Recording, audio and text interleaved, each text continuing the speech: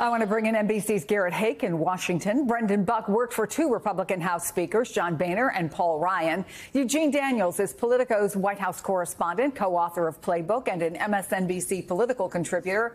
Basil Smikle is a Democratic strategist and former executive director of the New York State Democratic Party. Brendan and Basil are MSNBC political analysts. Okay, Eugene, you were the very first to report on this debate dispute. I know it keeps changing minute by minute. What's going on? Yeah, I think for a while we thought that everybody had kind of moved on and that the negotiations were, what kind of podium and lectern it might be. But what's ended up being true is that over the last 2 weeks, the campaigns have been going back and forth with ABC. They're not negotiating with each other. That's important for folks to know. But going back and forth with ABC on the microphones and whether or not they should be muted while the other person is talking. Interestingly enough, the Harris campaign is saying they want it on, while the Trump campaign is saying they want to deal with the rules that they already agreed to, which includes muted microphones that they did with the CNN debate when it was the Biden campaign. The Harris folks say, we didn't agree to that. That was a different campaign. You were talking to other people. They've agreed on the location. They've agreed on the link. They've agreed on the moderators, the network, obviously. And what we're seeing here is a campaign that knows that they might be able to draw Donald Trump out and maybe call Vice President Harris a name or to say something untoward while she's speaking to turn off some of those suburban voters that they're always looking for. One of the biggest moments for Vice President Harris in her debate in 2020 against then Vice President Mike Pence was the Mr. Vice President, I'm speaking moment. So it seems like they want something like that again. I would also say the Trump folks keep pushing that they want the CNN rules, but Trump himself has pushed a different, for this proposed Fox News debate, has been pushing different rules. So it's kind of all over the place. And as you guys just played, he's also at odds with even the conversation I had just last night with Jason Miller, his senior aide, and he said, I think they probably should be on. It reminds me of the when he was president, how they would work really hard as staff to get something together, and then he'd just tweet it out or say something the opposite of what they'd been saying the whole day.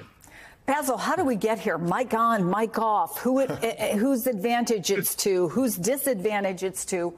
Whose advantage and disadvantage is it to? Is it clear? Well, the Harris campaign very certainly thinks it's clear because they responded by saying he can't control himself for the duration of the debate. So that's why he wants the mics off. He wants to be, he can't stop talking. And to me, that's an advantage for the Harris campaign, for him to have those unscripted moments, to be able to pick up anything that he says, particularly if they're attacking her and undermining her. Just a quick point also about ABC. He's gone on and attacked ABC is saying they're not going to be fair, that Kamala Harris doesn't know what she's talking about. She's not very smart. There's a through line here because it was Rachel Scott, who's a correspondent for ABC, that he attacked at the National Association of Black Journalists event, called her rude for asking the question that she asked. So there's a history of him going after and an absolutely legitimate question that she asked. So there's a history that he has of attacking and undermining the credibility and intelligence of African-American women, and we see that here in this conversation around this debate as well.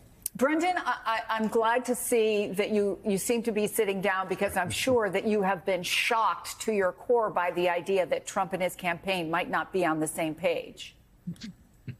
Yeah, we've seen that one before. I mean, look, if we're calling balls and strikes here, look, there were all kinds of flags thrown when the Trump team wanted to change rules and propose new debates and everything. So, I think we need to, the Harris campaign is very clearly trying to change what everybody, I think, thought were the rules. Now, that's politics. That's fine if they want to do that. I think what that speaks to is the fact that they know that Donald Trump needs this debate a lot more than Kamala Harris needs this debate. I think Kamala Harris would be completely happy to run around the country, do these rallies with adoring fans everywhere, and run out the clock. The Trump campaign needs something to change the dynamic here, and they're desperate for these debates so that they know that they can press their advantage. They know that they can change the rules, and he has to come along. Where for Trump, he could try to change the rules, and Harris could say, you know what, that's fine, we won't debate. So she's got all the leverage right now, and she's clearly using it. So, Garrett, talk about the significance of this debate, because are you hearing from anyone that it's a real possibility it might get canceled? You don't get many chances that are predictable, right, in the course of a campaign, particularly this late, to change the trajectory or build on momentum. Yeah, Chris, I'm not hearing that from anyone. I think this debate is almost certain to go forward. And I think what we're seeing here is essentially a mind game by the Harris campaign to get under Donald Trump and his campaign's skin and to kind of drive a wedge between Trump and his campaign staff. And it appears to be working. Trump is supremely confident in his abilities as a debater. He takes a very kind of non-traditional approach to his preparation. He doesn't do traditional mock debates. He sits back and workshops his lines with some of his advisors. And he thinks he's really good at this. And the fact of the matter is he believes he knocked out the last person he was running against, Joe Biden, with a debate. So I don't see him backing out of this, but I do see this being a pretty effective example of the Harris campaign getting under his skin a little bit. Because remember, Donald Trump is still upset by the fact that he's even running against Kamala Harris. He complains almost daily about what he calls a coup against Joe Biden.